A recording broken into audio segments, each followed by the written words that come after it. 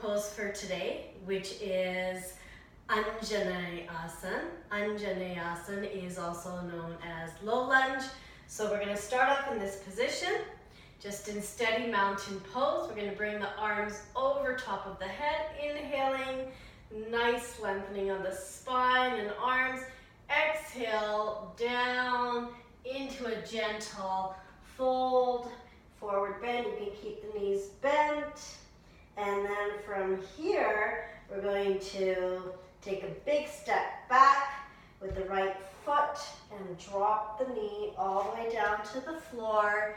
And we're going to make sure that the left knee is right above the ankle, keeping your posture nice and upright, straight. You don't want to be slouched like that if possible. Just keeping yourself as straight and upright as you can. If the fingertips can reach the floor, reach the mat. Otherwise, you can even just keep your hands on your left knee and leg while you're just allowing the hips to inch down and just get comfortable, sinking down into the mat.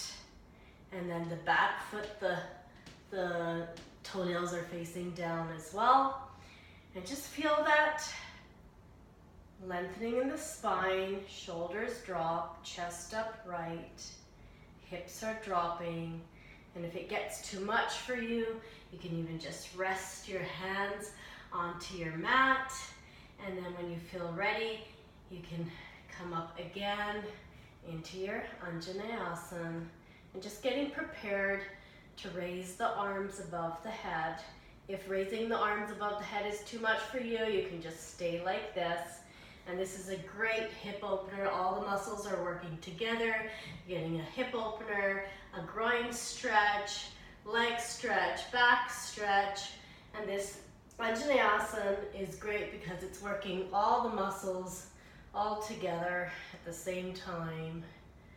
Many of the muscles, just like many of the yoga poses. Now from here, if you need to readjust yourself and you feel like you could slide that right leg back a little more, or you feel like it's too much for you and you want to bring it in towards you and not as deep, right? Or you can stretch it out a little more so you see what feels comfortable on that thigh and the groin area.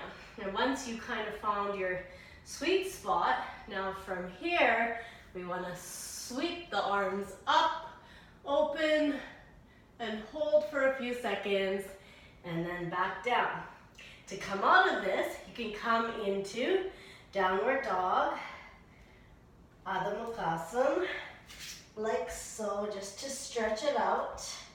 You can even just move the legs up and down and just hold it here for a few seconds, getting the legs and the hips and back, a nice stretch. And now we'll do the same thing with the left leg. So this time, the right foot comes forward and the left leg goes back to where it feels comfortable. Toenails, foot down, and knee above the ankle, just allowing those hips to drop and sink into the mat and taking that back leg as much as it feels comfortable on that thigh and groin. And like I said, you can even just readjust. You can bring it in a little closer if you don't want to stretch too much. So you see what feels right.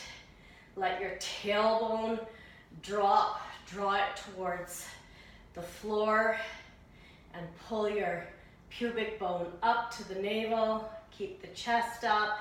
You can rest the hands on the knee for a few seconds, and then inhale, sweeping up, keeping the fingers nice and open, chest up towards the ceiling, the skies, and then exhale, coming back into your downward dog and holding it there for a few seconds. And then just keep going from one side to the other in Anjaneyasan as many times as you feel your body could use. And